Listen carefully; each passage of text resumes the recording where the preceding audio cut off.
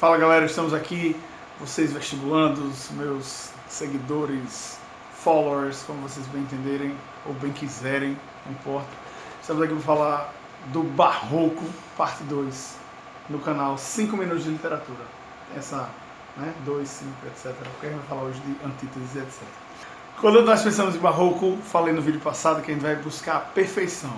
Toda vez que você pensar em perfeição, vai pensar em Barroco. E como é que a gente vai encontrar, ou tentar encontrar essa perfeição primeiramente? Você vai pensar que eles vão fazer vários sonetos. Gregório de Matos é o cara que vai fazer muitos sonetos.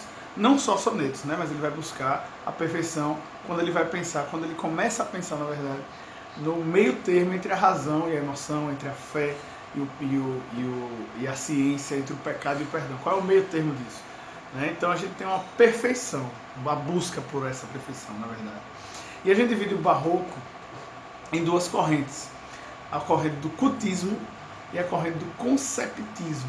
Dentro do cultismo, nós já lembramos de Gregório, que ele vai usar os hipérbatos, ele vai usar antíteses, paradoxos, vai ser uma fábrica de metáforas que vai produzir um monte de comparação da mulher, da natureza e etc. E nós temos o outro lado, o conceptismo, que é o Padre Antônio Vieira, os sermões do Padre Antônio Vieira, que vai pensar no jogo das ideias, do conceito. Concept, conceito. Então, o jogo das ideias vai ser mais importante. Se você pensar de uma maneira mais simples, de uma maneira mais contemporânea, o sermão seria o texto corrido, o texto mais prosaico em prosa, e o cultismo seria o texto mais um poema mesmo, soneto, todo bonitinho, ABBA, BBA, CDE, CDE. Já o conceptismo, ele vai começar a pensar no que está escrito e não o que está além do que está escrito. Agora, não quer dizer que é porque o cara segue uma corrente cultista, como é o caso de Francisco Coutinho ou Gregório de Matos, que ele não pode ser conceptista e nem que o conceptismo não pode ser cultista. Porque para você fazer uma obra literária, você precisa de uma subjetividade, que o cultismo vai trazer. Não quer dizer também que o conceptismo vai deixar de ter metáforas, vai deixar de ter antíteses, vai deixar de ter paradoxos, enfim. Características do Barroco. Quais são as características do Barroco que a gente já conhece? Contrastes entre o pecado e o perdão, uso das antíteses, uso dos paradoxos. E uma questão bem interessante é o pessimismo. Eles eram muito pessimistas. Então eles falavam bem assim, eu estou pecando, mas o Senhor vai me perdoar. Por quê? Porque quanto mais eu peco, mais ele perdoa. Então ele é pessimista pelo ato dele dizer que está pecando, por exemplo, e ao mesmo tempo ele diz assim, ele vai me perdoar, porque eu vou me entregar, e etc, etc, etc. Já os sermões, eles são mais para uma catequese, entre aspas, dos índios, porque os índios já estavam meio que catequizados. Tem um sermão que se chama Sermão da 60ª, do Padre Antônio Vieira, que ele vai começar a falar que o Evangelho é uma árvore.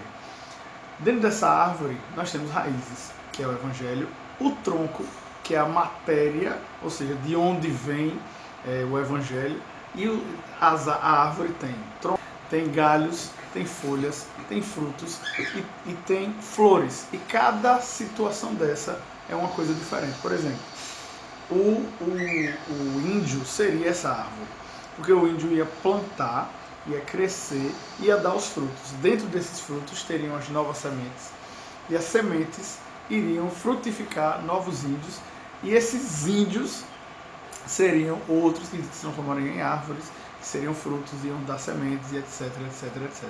Então, o intuito de Padre Antônio Vieira não era mais catequizar como o José de Anchieta, lá do quintismo na literatura jesuítica. Ele era para expandir a religião católica, ou seja, para, como é que eu posso dizer, espalhar a religião católica dentro do Brasil. O Padre José de Anchieta, catequizar para dar aquele processo de aculturação, de tirar a cultura do índio. E Padre Antônio Vieira para você espalhar a religião católica no Brasil. Então é isso, resumidamente. Cultismo, jogo das palavras. Conceptismo, jogo das ideias. Características do Barroco principais. Faz muita metáfora, figuras de linguagem, é uma fábrica de metáforas, antíteses, paradoxos, hipérbatos, hipérboles. E sempre lembre, movimento NX0, né, que eu costumo falar nas minhas salas. Por quê? Porque está entre a razão e a emoção. O conceptismo, você vai lembrar de Padre Antônio Vieira e seus sermões, e pensar que o conceptismo é mais objetivo, o cultismo é mais subjetivo. E é isso, o Barroco é basicamente isso. Se inscreva, dê joinha. Aí embaixo eu vou botar algumas referências bibliográficas para vocês darem uma lida, o Sermão da Sexagésima, por exemplo, alguns poemas de Gregório de Matos. E é isso. Snapchat, Instagram, Facebook. Se inscreva, tá aqui em cima, no YouTube, dê joinha e é isso aí.